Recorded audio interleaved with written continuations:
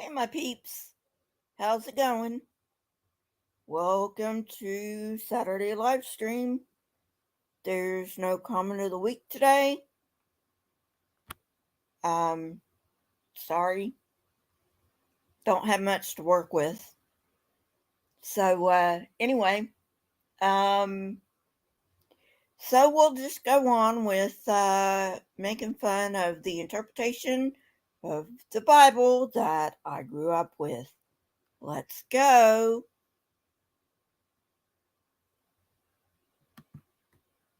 And let me share the screen here.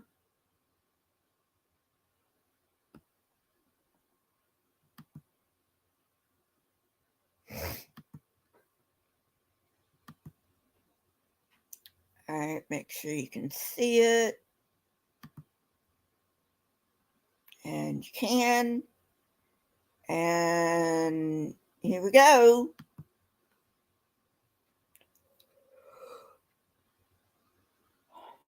Ezra chapter 3. When the seventh month came and the Israelites had settled in their towns, people assembled together as one in Jerusalem. I doubt that very much. I doubt Jerusalem could have handled all the Israelites, but that's neither here nor there. Then Joshua, son of Jozadak, and his fellow priests, and Zerubbabel, son of Shealtiel, and his associates, began to build the altar of the God of Israel, to sacrifice burnt offerings on it in accordance with what is written in the law of Moses, the man of God. Despite their fear of the peoples around them, they built the altar on its foundation and sacrificed burnt offerings on it to the Lord, both the morning and the evening sacrifices. And then, in accordance with what is written, they celebrated the festival of the excuse me. They celebrated the festival of the tabernacles with the required number of burnt offerings prescribed for each day. After that, they presented the regular burnt offerings, the new moon sacrifices, and the sacrifices for all the appointed sacred festivals of the Lord, as well as those brought. Oh, goodness, I have no idea why I'm yawning so much. As well as those brought as freewill offerings to the Lord. On the first day of the seventh month, they began to offer burnt offerings to the Lord, though the foundation of the Lord's temple had not yet been laid. Then they gave money to the masons and carpenters, and gave food and drink and olive oil to the people of Sidon and Tyre, so that they would bring cedar logs by sea from Lebanon to Joppa, as authorized by Cyrus, king of Persia. Oh, goodness, sorry about that. I'm just yawning all over the place today, and I've got no clue why. Sorry about that, guys. Verse 8. In the second month of the second year after their arrival at the house of God in Jerusalem, Zerubbabel, son of Shealtiel, Joshua, son of Jozadak, and the rest of the people, the priests and Levites, and all who had returned from captivity to Jerusalem began the work. They appointed Levites 20 years old and older to supervise the building of the house of the Lord. Joshua and his brothers, and Kadmiel and his sons, descendants of Hodaviah, and the sons of Henadad and their sons and brothers, all Levites, joined together in supervising those working on the house of God. When the builders laid the foundations of the temple of the Lord, the priests in their vestments with trumpets, and the Levites and the sons of Asaph with cymbals took their places to praise the Lord as prescribed by David, son of by David, king of Israel. Just a minute, guys. I've got to mute.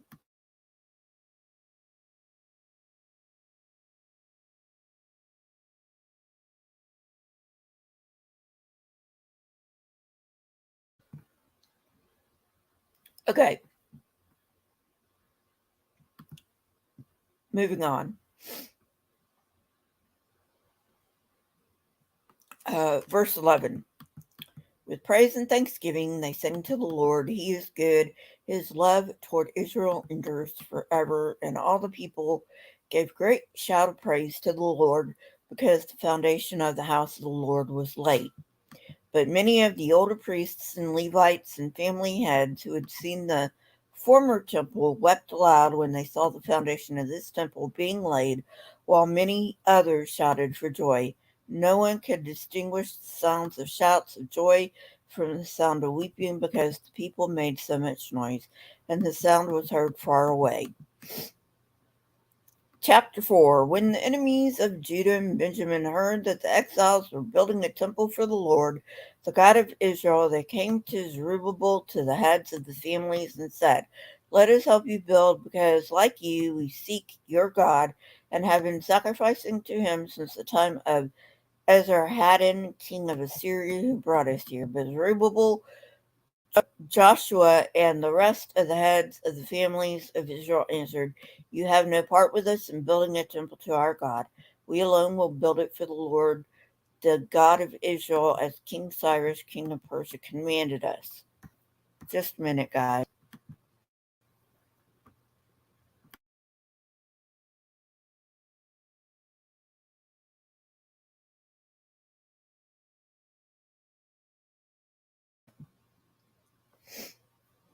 All right,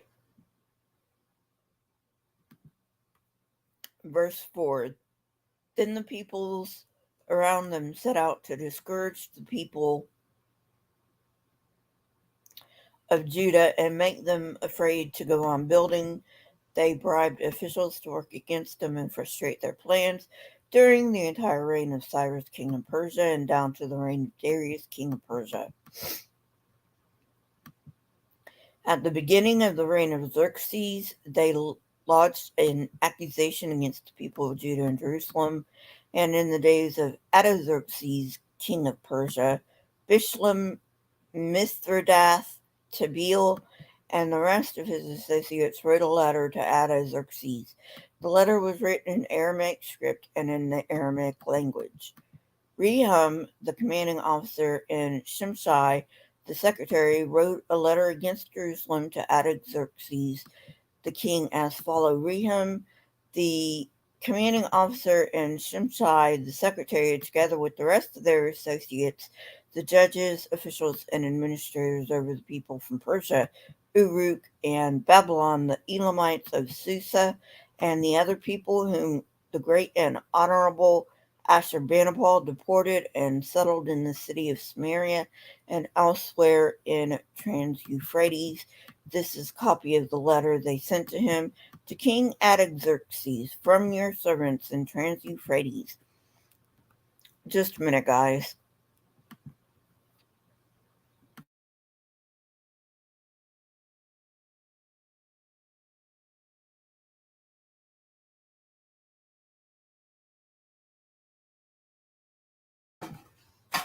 Hey, Wist.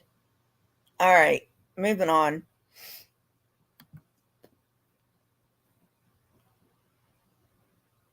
Um, Verse 12. The king should know that the people who came up to us from you have gone to Jerusalem and are rebuilding that rebellious and wicked city. They are restoring the walls and repairing the foundation. Furthermore, the king should know that if this city is built and its walls restored, no more taxes, tribute, or duty will be paid, and eventually the royal revenues will suffer.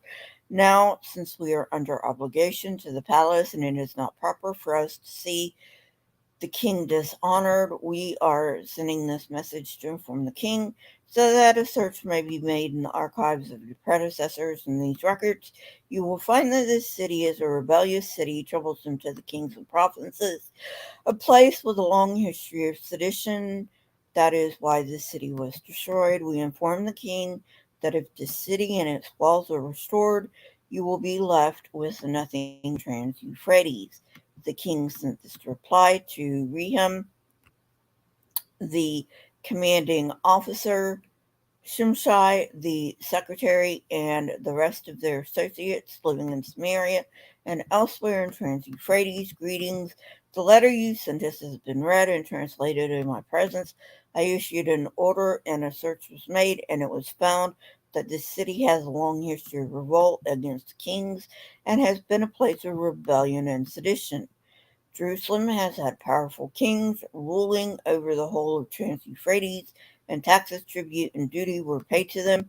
Now issue an order to these men to stop work, so that the city will not be rebuilt until I so order. Be careful not to neglect this matter. Why let this threat grow to the detriment of the royal interests? Just a minute, guys.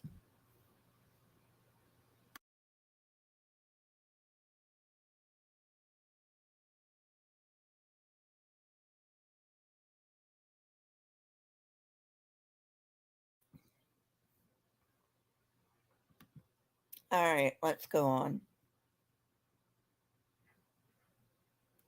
As soon as the copy of the letter of King Artaxerxes was read to Rehum and Shimshai, the secretary, and their associates, they went immediately to the Jews in Jerusalem and compelled them by force to stop. Thus, the work on the house of God in Jerusalem came to a standstill until the second year of the reign of King Darius, king of Persia. Chapter 5. Now Haggai the prophet and Zechariah the prophet, a descendant of Iddo, prophesied to the Jews in Judah and Jerusalem in the name of the God of Israel, who was over them. Then Zerubbabel, son of Shealtiel, and Joshua, son of Jozadak, set to work to rebuild the house of God in Jerusalem, and the prophets of God were with them, supporting them. At that time, Tattenai, governor of Trans-Euphrates, and Shethar-Bozenai and their associates went to them and asked, "Who authorized you to rebuild this temple and to finish it?"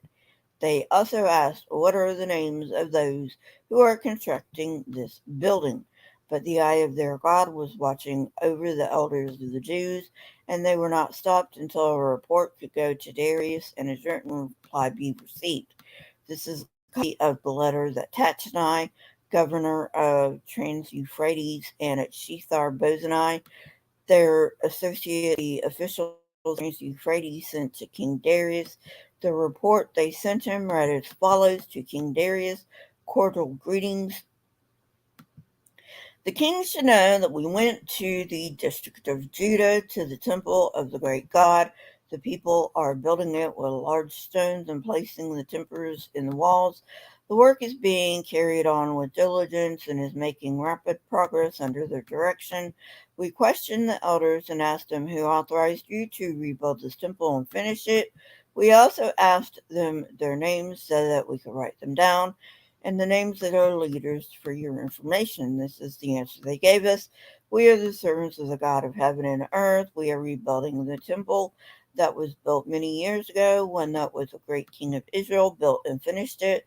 But because our ancestors angered the God of heaven, he gave them into the hands of Nebuchadnezzar the Chaldean, king of Babylon, who destroyed this temple and deported the people to Babylon. However, in the first year of Cyrus, king of Babylon, Cyrus issued a decree to rebuild the house of God. He even removed from the temple of Babylon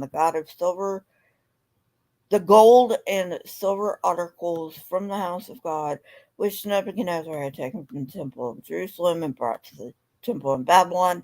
Then King Cyrus gave them to a man named Sheshbazzar, whom he had appointed a governor. And he told them, "Take these articles and go and deposit them in the temple of Jerusalem and rebuild the house of God on its site." So this Sheshbazzar came and laid the foundations of the house of God in Jerusalem. From that day to the present, it has been under construction, but is not yet finished.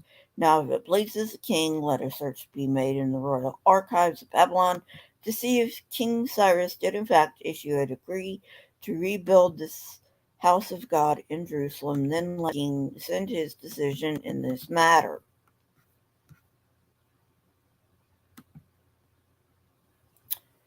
Alrighty. And that's all I got for you today. I've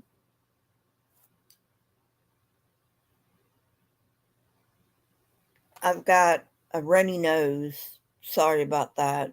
My nose is running off my face. So that's why I've been sniffing. Sorry about that. Anyway, so that's all I got for you today. I may be on later today. I don't know.